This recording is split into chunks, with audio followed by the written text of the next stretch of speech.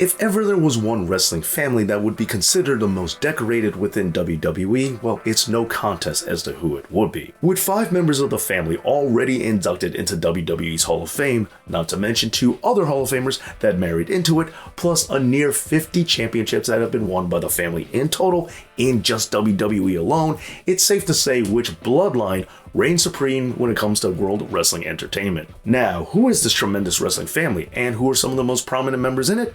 Well, they're the subject of this episode, because this is the history of the Anoa'i family.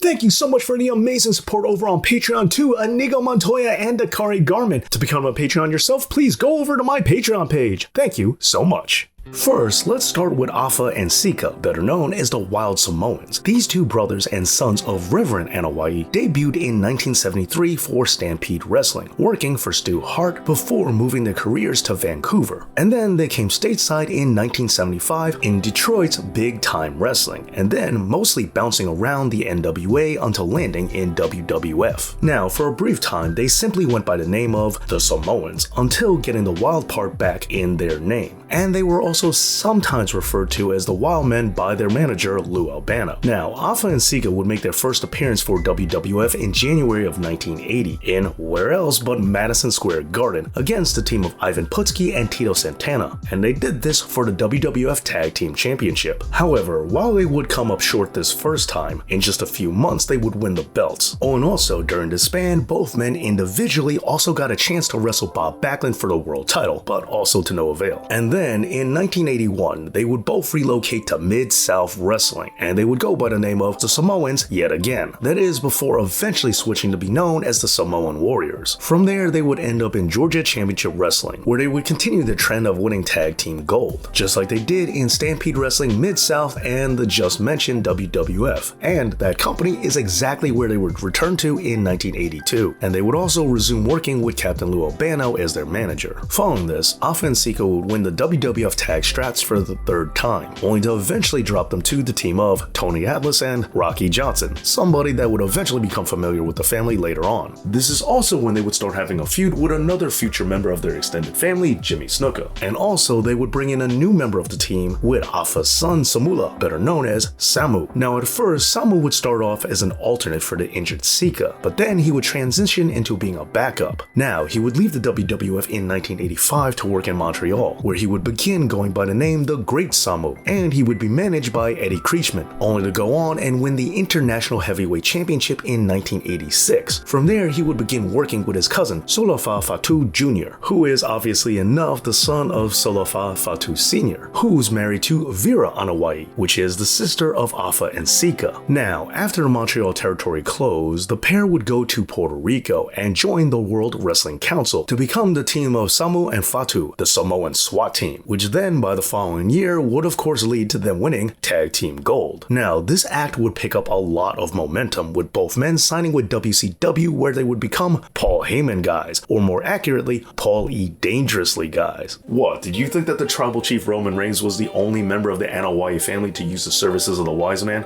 Nope, there's actually a lot of history there. Now, this arrangement started because they were substituting for the original Midnight Express. Then in 1990, they would find themselves in the WWF, where they would get the new names of the Head Shrinkers. Now, in addition to Samu and Fatu, WWF also brought in their cousin, Rodney Anoa'i, who was first known as the Great Kokina in Japan. He also got to wrestle once for Jim Crockett Promotions before working for the AWA as Kokina Maximus, and was managed by Sheikh Adnan El Casey, and while he was there, he would force Greg Gagne into retirement by breaking his leg. However, as many of you have guessed by now, Rodney would be best known for his time in WWF as Yokozuna. Although, before he went by the name Yokozuna, he did use the Kokina name in WWF, albeit just once. But then, soon enough, he was given the Yokozuna character and was given Mr. Fuji as a manager. This all started as a result of Vince McMahon himself contacting Yokozuna and asking him to join the promotion in 1992. And the next year, in 1993's Royal Rumble, not only would Yoko win it, but he would also move on to WrestleMania 9, where he would get to wrestle Bret Hart for the championship, and he was also featured in the main event of WrestleMania 10 as well, becoming the first member of the family to be a recognized world champion. Now of course, Yoko wasn't the only member of this generation for the Anoa'i family to step into the squared circle, just like Afa and Sika also had siblings, such as Tamua Anoa'i, who is the parent of Reno Anoa'i, otherwise known as the wrestler Black Pearl. Before we continue, if you're enjoying yourself, please hit that like button and make sure you're subscribed to this channel,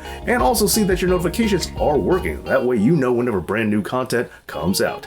Anyway, with that being said, let's get back into the video. Now, going back to Fatu of the Head Shrinkers, after splitting from Samu, he would find himself trying to make a difference. As the short-lived gimmick Make a Difference Fatu, this would then be followed by the character of the Sultan. However, I think we can all agree that his most famous gimmick would of course be Rikishi, dance partner to Too Cool and the guy who would hit Stone Cold Steve Austin with a car. And while he first said he did it for The Rock because the Island Boys were always held back, remember, he really did it for Triple H. But let's just act like this never happened, just like Austin did at the first tribute to the troops just 3 years after their grudge match at No Mercy. Anyway, in all seriousness, while the heel turn may have not been the most beloved thing that Rikishi has ever done, with his dancing and his stink face maneuver being way more popular, we should still remember that he is a former Intercontinental Champion, and his heel run also saw him getting thrown off the cell at Armageddon, so he really does have an accomplished career, more so than I think a lot of people realize. Now, moving on, Rikishi himself had 2 brothers, including his twin brother, the Tonga Kid, Samuel Fatu, who was first billed as being the cousin of Superfly Jimmy Snuka, and he feuded with Roddy Piper, although the 2 men would end up starring in the same film together, Body Slam, as a team. Furthermore, the Tonga Kid would also team up with the future Haku, and Samuel himself would end up going by the name Tama, and the 2 would become the Islanders. Tama would then briefly wrestle for the WWC before going to WCW in 1989. Now, as for the other brother, well, that would be Edward Fatu, the Samoan bulldozer Umaga.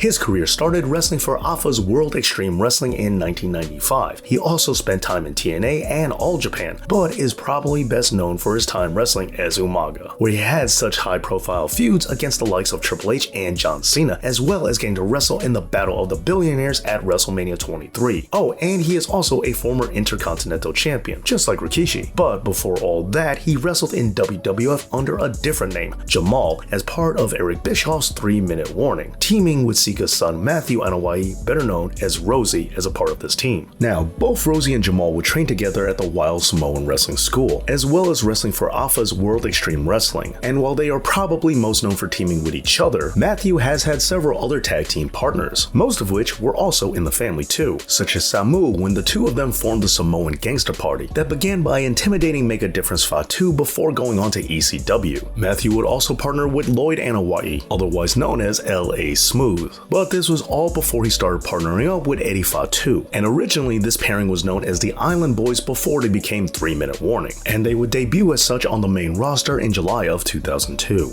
Matthew would then partner up with the Hurricane as the superhero in training, and then he would go to All Japan in 2006. Going back to Lloyd, L.A. Smooth would spend time in the Indies along with his brother Samu, and he would begin training students at Afa's Wild Samoan Training Center. And also, Samu and Lloyd do have another brother, Afa Jr., otherwise known as Manu. Debuting in 1998, Manu would start out like the other members of his family in WXW before going to one of WWE's developmental territories. This time it would be Deep South Wrestling, where he would form a team called the Samoan Fight Club. He would later wrestle for FCW and then Ohio Valley Wrestling before getting called up to the main roster in 2007. Things would start off being involved with Cody Rhodes and Randy Orton, but this wouldn't last for very long as he would be released in 2009. And again, did you think that the Tribal Chief's current feud with Cody Rhodes was the only interaction that the American Nightmare had with the Anoa'i family?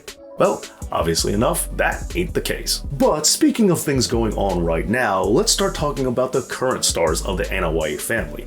And we're gonna start things off by speaking about Rikishi's 3 sons. The youngest, Solo Sikoa, was born Joseph Fatu and began wrestling in 2018 in the independent circuit, where he went by the name of Sifa Fatu, that is until making his NXT debut in 2021. He would then be brought to the main roster by interfering at Clash of the Castle and helping Roman to retain the title over Drew McIntyre. McIntyre. Now, Solo's older twin brothers, Joshua and Jonathan Fatu, or Jay and Jimmy respectively, are the Usos. Like Roman, they wrestled for FCW, but they got to make their debut slightly earlier in 2009 before quickly making it to the main roster in 2010. Since then, they have gone to become the longest reigning WWE Tag Team Champions in history, beating the record that was previously held by the New Day in November of 2022. And to keep things going with the current times, let's take a look at some of the more up-and-coming members of the family. As there's also Samu's son Lance Anoa'i, who wrestles as a member of the new Samoan SWAT team in MLW. Plus, there's also the son of the Tonga Kid, Jacob Fatu, who is a one-time champion of Major League Wrestling himself. Now, as big as this family is, it's even larger when you consider everyone that's in it through marriage, such as Trinity Fatu aka Naomi, as well as Jimmy Snuka and by extension his children Tamina and Sim Snuka, as well as wrestler Gary Albright, who married one of Alpha's daughters. Plus, Sean Maluta, who wrestled in WWE's Cruiserweight Classic, is the nephew of Alpha's wife. But of course, there's still one more prestigious member of this family that we have to cover. I'm talking about Rosie's brother,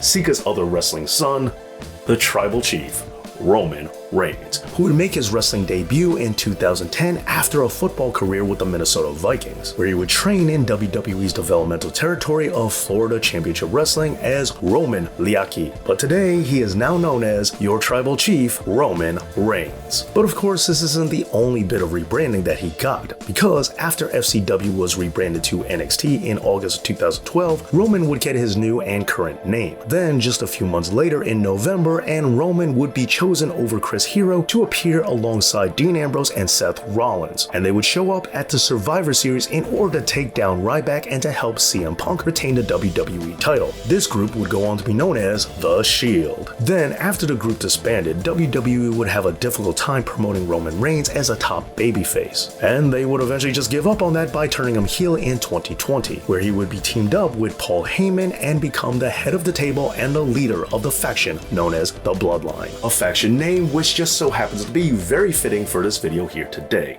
Now look, I'm sure there are many of you out there wondering how come I didn't talk about The Rock or his side of the family.